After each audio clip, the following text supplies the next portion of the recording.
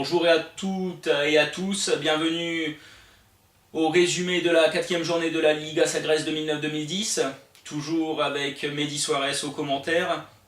C'est un plaisir de vous retrouver après la coupure due au Mondial 2010, aux phases qualificatives du Mondial 2010 où le Portugal s'est pas trop mal débrouillé, même s'il méritait 2 victoires face au Danemark, un but partout avec un but de Liedson et une victoire en Hongrie grâce à un but de Pep. Nous espérons que le Portugal pourra se qualifier au moins à la deuxième place au mois d'octobre en recevant les Hongrois et les Maltais. Le Portugal a besoin de 2 victoires pour disputer les barrages et pourquoi pas face à l'équipe de France qui est dans la même situation que la sélection de Todos Nós.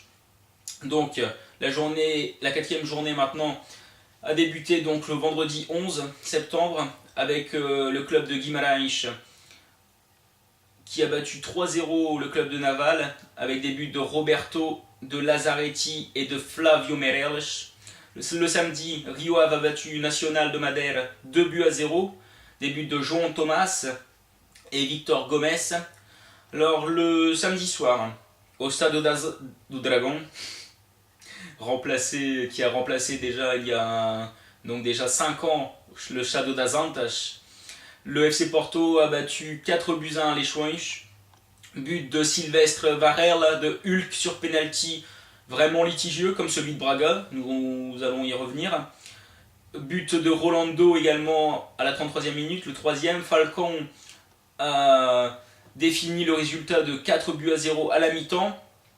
Puga pour le Schweinsteiger a réduit la marque pour l'honneur à la 77e minute. Un penalty de, comme je disais, litigieux. Alvaro Pereira nous a fait une belle simulation. L'arbitre est tombé dans le piège. Espérons que ce ne devienne pas une habitude et que les doutes sur la Liga Sagres ne recommencent pas. Le dimanche matin, donc, Marítimo recevait le Sporting Club de Braga, unique club invaincu, après sa victoire donc 2-1 sur les terres de Madère. But de Miguel Angelo pour Marítimo. João Pereira a égalisé pour le Sporting Club Braga. Et Meyong a inscrit le penalty de la victoire à la 83e minute.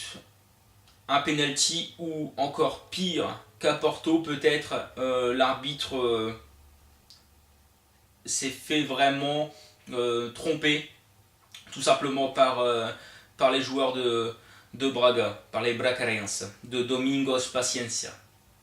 Le dimanche après-midi, le Vitória Setúbal s'est fait éclater 4-0 par le Union Leiria, but de Carlão, Silas, Panandetti, Gyuri et Calab.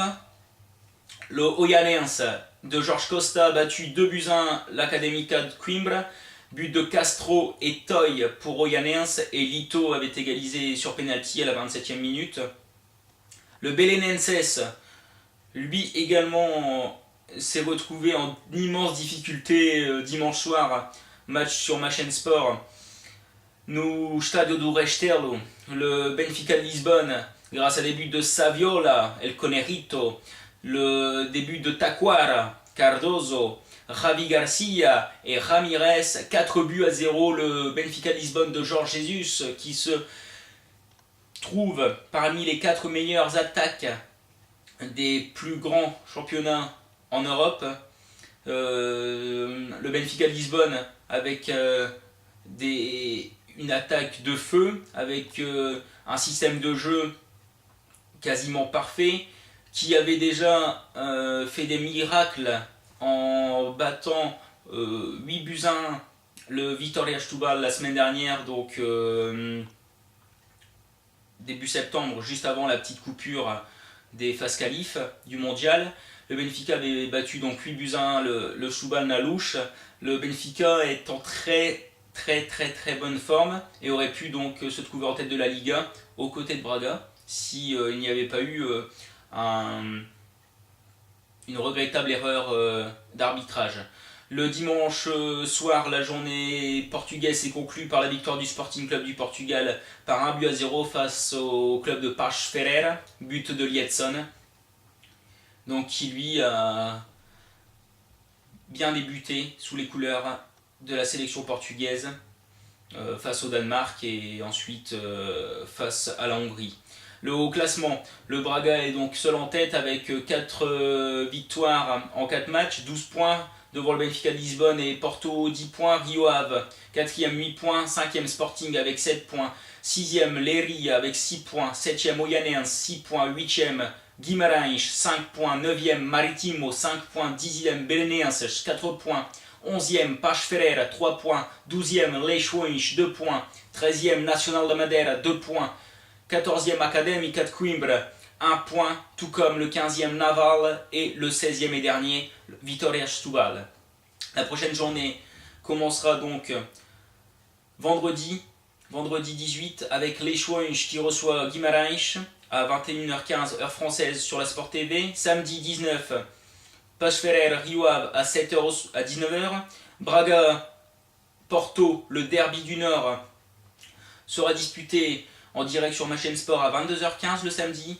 Le dimanche après-midi, l'Académica de Coimbra reçoit Belenenses à 17h, le Naval reçoit Setúbal à 18h, Nacional et Marítimo dans le derby donc de Madère se reçoivent à 19h, s'affrontent à 19h sur Sport TV. Le Benfica Lisbonne se déplace à 21h15 à Leiria, match qui sera retransmis avec les commentaires de mon ami Elder Conduto sur la RTP 1 International Açores et Madère, également donc sur ma chaîne Sport. Et la journée se conclura lundi 21 septembre par un Sporting Olhanense à 20h15 sur ma chaîne Sport et Sport TV. Souhaitons bonne chance. Donc ce soir, jeudi, au club portugais, donc ce soir, donc jeudi 17 à 19h, Eindhoven des Pays-Bas reçoit le Sporting Club du Portugal. À 21h05, le National de Madère reçoit le Werder Brême. Match retransmis sur le satellite Astra par la chaîne Sat1.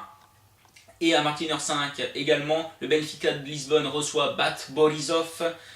Match retransmis sur la SIC et sur Benfica TV. Espérons que les clubs portugais feront mieux que ce mercredi, ce mardi plus exactement, et le FC Porto qui s'est incliné 1-0 à Chelsea sur un but d'Anelka.